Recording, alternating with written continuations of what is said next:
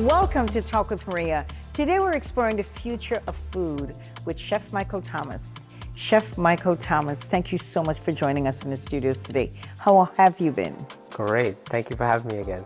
You know, people live to eat. Is that, or we eat to live? Which one is it? I would think we would eat to live because Okay. eating provides us with nutrition and vitality. Wonderful. That takes us to the future of food. This episode is going to be about future of food and healthy living. I do believe Uber or the gig economy, which we want to say is the on-demand economy, had changed our human behavior. So the research is still being done on this, even with the work from home, is something new to us. So do you think that all the places that we order from gives us that sustainability to good, healthy eating? You always taking that chance. It's always that slippage of, are they using organic, are they using non-organic oils or produce? So you do have that gray area that you have to trust the restaurant or the establishment that you're buying the product from. We talk about future. In Abu Dhabi, our last visit there, they spoke about the sustainability of the agricultural, the farmers, because farm fresh makes it important.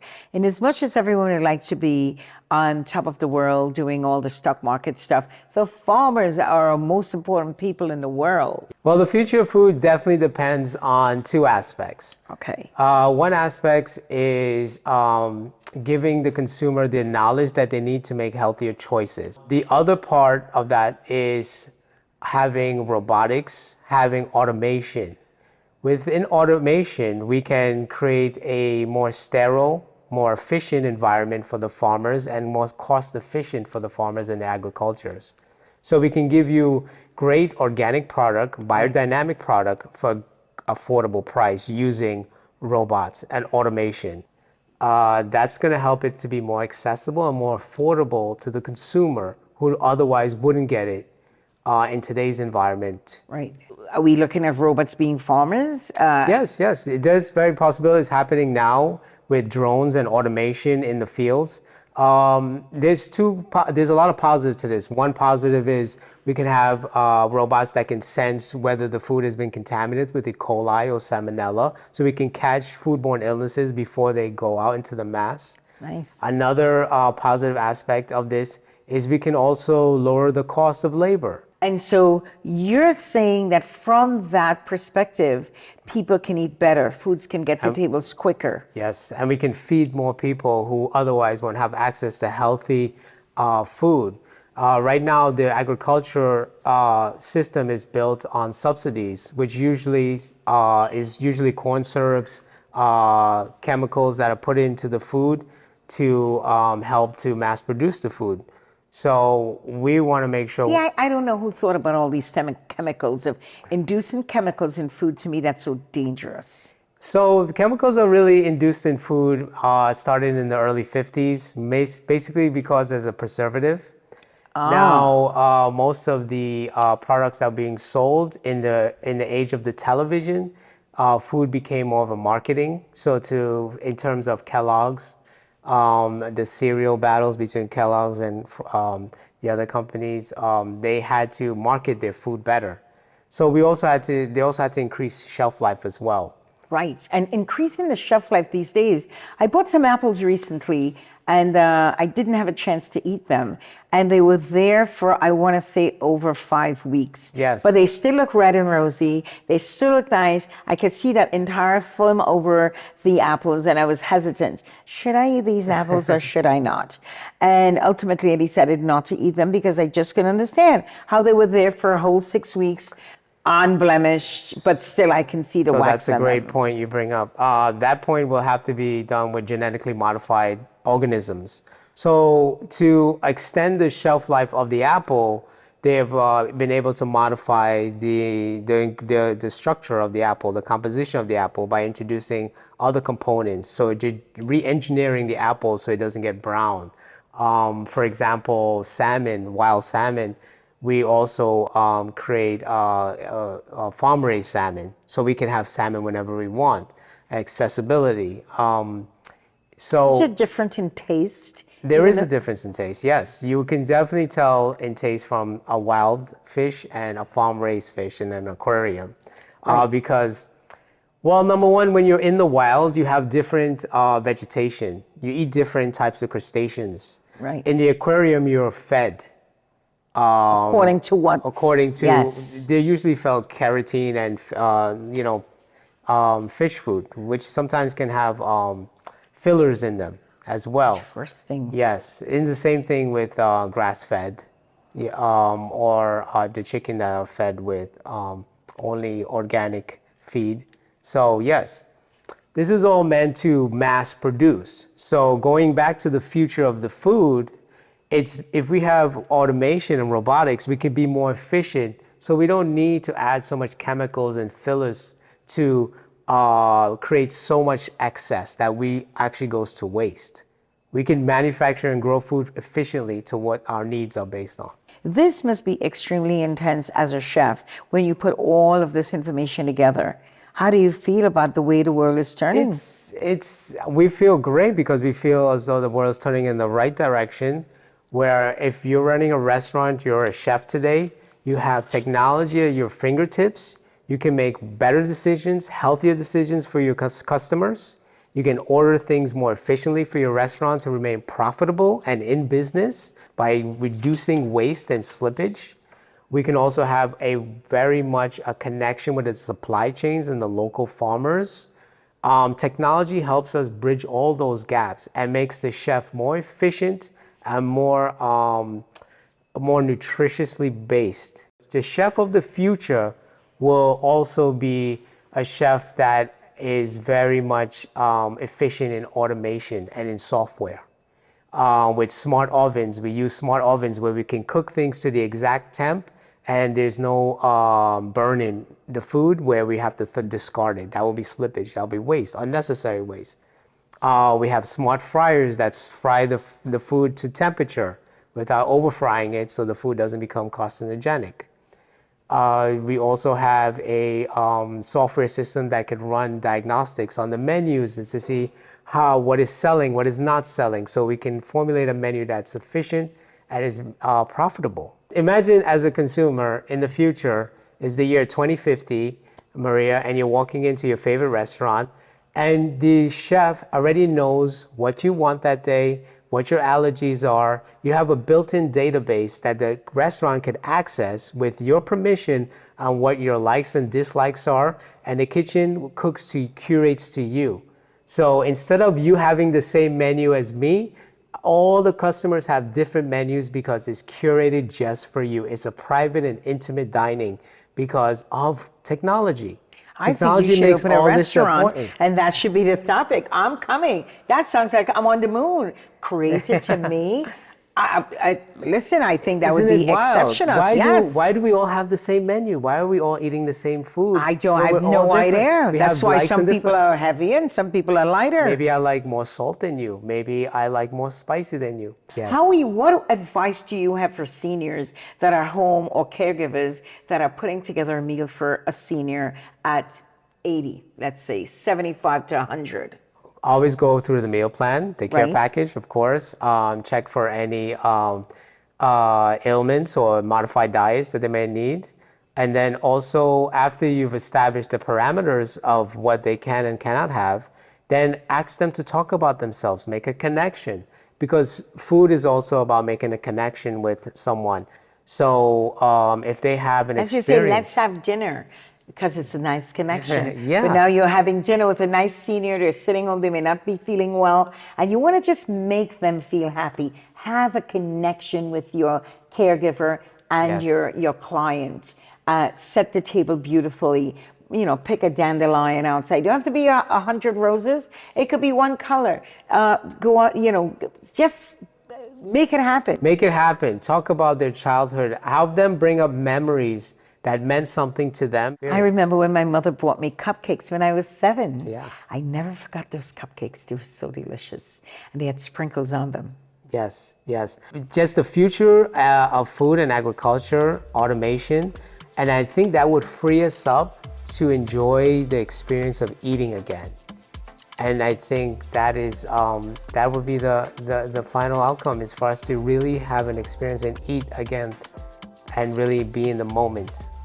I can't wait to sit in your restaurant. Thank you. It's been an honor having you. I want to thank you so much for coming on our show. We look forward to doing a few more episodes with you. Thank you. The joy of speaking with you and the education that you bring to our population, to our community, is priceless. Thank you, Chef Michael, Thank you so for much having for me. coming. Yes. Thank you. It's a pleasure. Yes.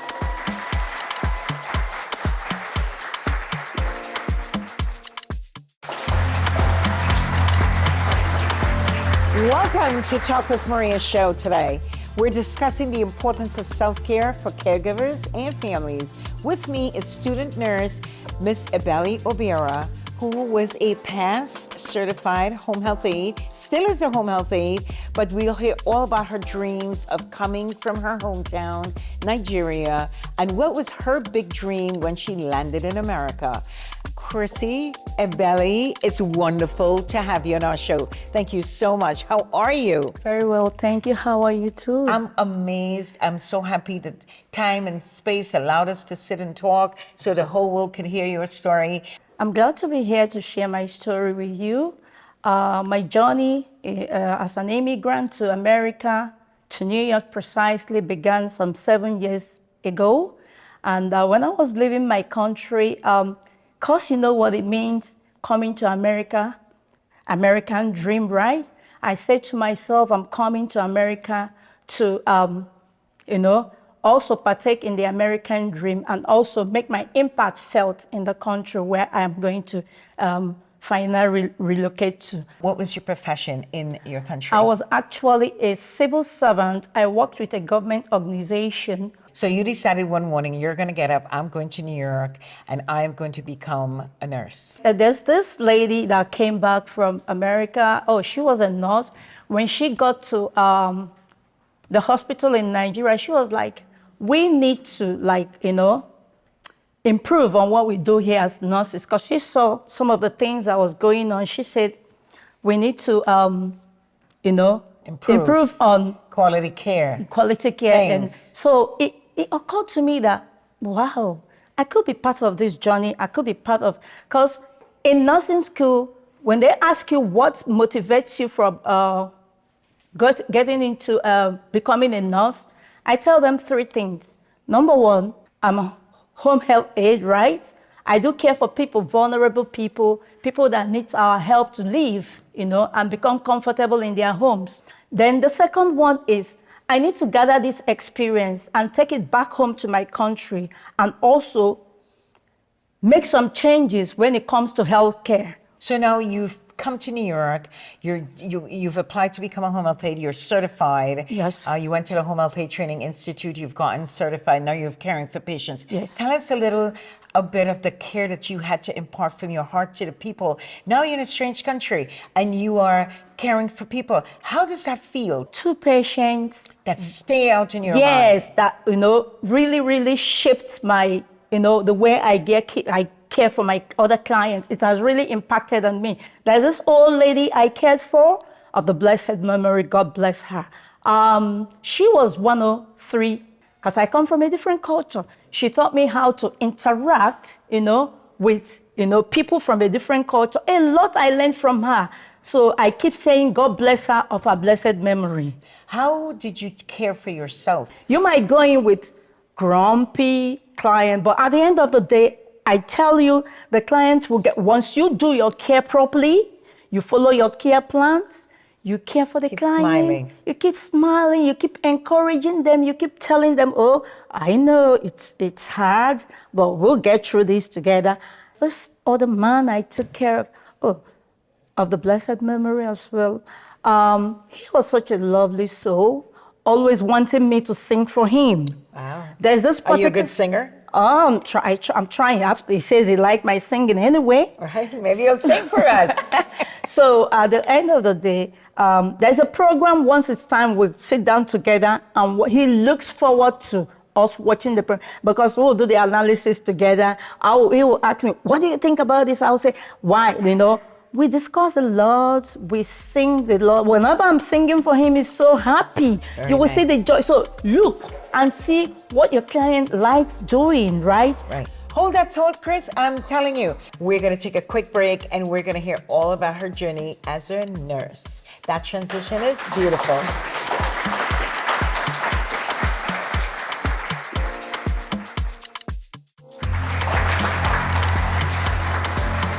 Welcome back to Talk with Maria. Today we're discussing the importance of self-care for caregivers and families with Miss Ebele Obiora. So nice to have you again. Nice to have You've you gone back. in and out of people's homes. You're caring for them.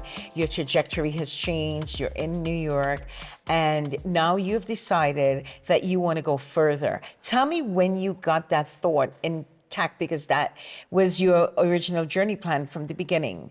So now you want to go to school. How do we get to school? During the COVID year, I went to community college to get some credits. So from there, I moved on to nursing school.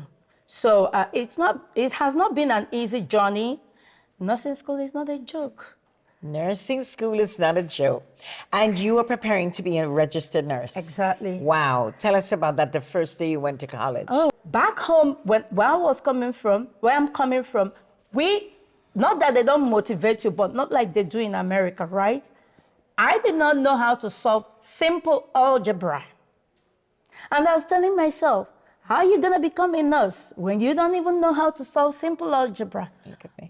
But you Yes. know what it means to be determined. You know what it means to be resilient. You know what it means to hold on to your dream and say, you know what? I'm going to finish it.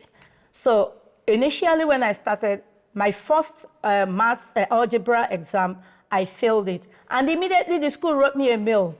I was crying. I said, how come I'm not going to be a nurse if I fail algebra? You know what? I went to one of my professors. I said, how? So let me ask you, when you went to your professor, Yeah. what did she say to you? She said, you can do it. You only need to be focused. You need to study. And I said, okay. We now had a plan that, you can be going to tutorial, cut down on your working hours. I said, how am I going to do that? I have a lot of bills to pay. But you know what? You're looking at the bigger picture, right? So I started going for tutorials. The next exam, boom, You passed. And that was it. Till today, my mantra is never give up. Heard that? Never give up. Try and try until you succeed. I started with GED, so you can do that as well. The journey so far has been rewarding, I would say. Why did I say it's been rewarding? Because I'm looking at the finishing line. That to me is rewarding, right? Because,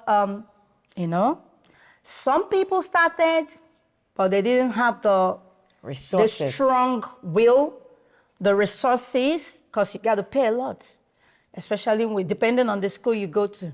They didn't have the resources, they didn't have the strong will, they dropped off. There were times it's so difficult for me, but I said, no, I'm looking at the big picture. I'm looking at the finishing line. You went from taking a train to buying a car. Oh yeah, I bought a small jalopy, and that's what's taking me to, and that's what I'm going to drive to New Jersey now, because my school is in New Jersey. Wonderful. How has been in school? How many more years you have to go? I just have a few months left. A few months left.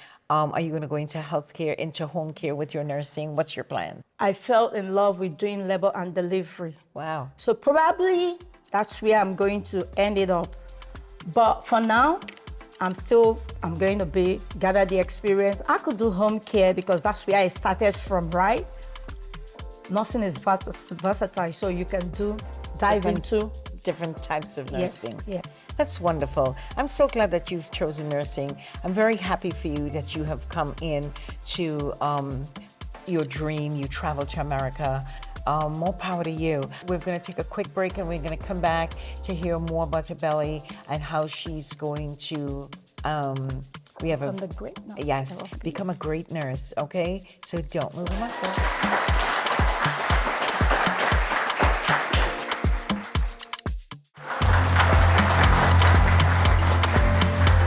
Welcome back to Talk with Maria. We're discussing the importance of self-care with caregivers and families, and with us is a nurse student, Miss Ebele Obiora. Miss Obiora, it's such a pleasure to have you. You know, it's not easy when we talk about coming from our country to another country. How are you caring for yourself? I try to get as much rest as I can. The days I can, I sleep a lot, right? To make up for the days I don't sleep. Then I drink a lot of water. A lot of water. In the morning, the first thing I do after my prayer is to drink water. I do my exercise. I try and exercise no matter how busy I am, at least 10 minutes, at least. What's your hobby? I like cooking. Oh, nice. I love cooking. You like dancing. Oh my goodness, I dance a lot. What does your parents And think that about is this? dancing is part of the way I try to like cope, right? Okay. When I'm, stressed, I dance a lot. And my parents, my family back home are very proud of me. Cause Tell us a little bit about your parents. my parents they're old. My mom is sick, so we manage our health. So it's also part of what what I look at when I'm caring for people. I say it could be my mother, right? Do I want to treat my mother the way I'm treating this woman? So I try to look at every client as my mother. How right? old is your father? My father is 94. Wonderful. I just went home and we did celebration for him, his anniversary and his birthday, and he was so happy. And so I'm just So doing. above and beyond everything, you're working, you're going to school, you're caring for sick people at home, but you're also caring for yourself. Yes, because if you don't do that, you're gonna get burned out, right? Yes. And when you do that, it's going to affect the way you care for people. So first of all, you got to care for yourself. Make sure you are in good frame of mind before going there. Caregiving job is not just because I'm going to earn a paycheck. Caregiving job is giving part of you to whoever you're caring for. Oh, you could not have said that better. Yes, because you are dropping part of your, comfort, leaving your home, going into somebody's home to go and care for the person. It has to come from your heart. So at the end of your journey, and you've given care to as a nurse, and we wish you well. Thank you. And we want you to become a registered nurse, because now you have the first part of taking your final exam and the second part of taking your NCLEX, which is, oh my goodness, thing. I cannot wait for that phone call when you call me and say, I have gotten this NCLEX certificate under my belt. So help and me I God. pray God that will be the journey that you would travel and the joy that you would receive. Thank you. And so would you say that you would go back to Nigeria and share that care? Yes, I will definitely go back to my home country, Nigeria, to share the experience and the love and care whatever I gathered here in America. We have a nice surprise for you. We're going to be having a gala celebrating our second year anniversary from the Home Health Aid Training Institute. Oh, wow. And because you're a graduate from our school, Yes. we have chosen you for one of the Barbara Novak Oh. Scholarship Award to Ooh. assist you with your channels through nursing. Oh.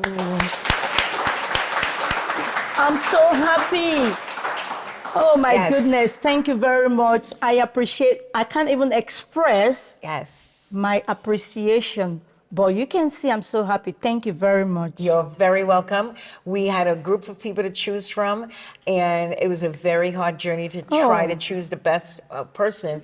But knowing where you have came from, the care that you have given, the authenticness of the way that you've cared for people, and like you said, partied in between, but still made sure that you've shared your soul and your life with a few people in America. And America is very happy to have you, Thank you. Miss Obiora. So we are going to be giving Miss Ebele a scholarship from the Barbara Novak Scholarship. Barbara Novak is a name that we want to continue to hear in our day-to-day caring facilities, in our journey of home care. Barbara started home care in 1986 and journeyed all the way till God took her to his wonderful heavens. And Barbara did recruiting for Family AIDS Home Care and continued to recruit you with for personal touch. At the end of her journey, she never stood home and did nothing. She did not see color. She saw the patients in care. She valued every single aid. It did not matter what country you came from. Barbara would sit down and speak with you, reach out to you, help you with your application, give you the joy of getting a job in healthcare. And to Barbara, we love you. And I bless you. promised you that I will continue to share your name because you've been one of the best human beings that I've met in my journey of home care. So you will get that award. Thank you. The Barbara Novak Award. Thank to you. continue your journey. Thank you. It's going to be a $5,000 scholarship.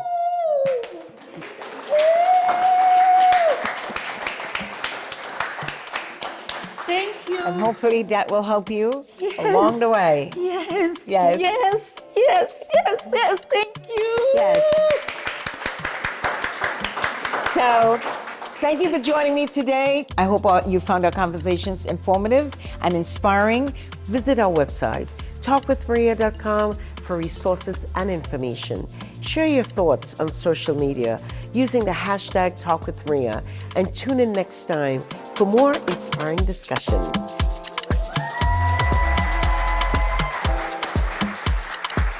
Talk with Maria is made possible by, if you're passionate about helping others, become a certified home health aide with Home Health Aide Training Institute, 516-333-3689, or visit hhati.com. Experience the authentic taste of Italy in the heart of Westbury. Rialto Restaurant. Make your reservation at 516-997-5689. Brooklyn Boulevard Home Care. They care for you in the comfort of your own home. To schedule your care, call 718-683-8303.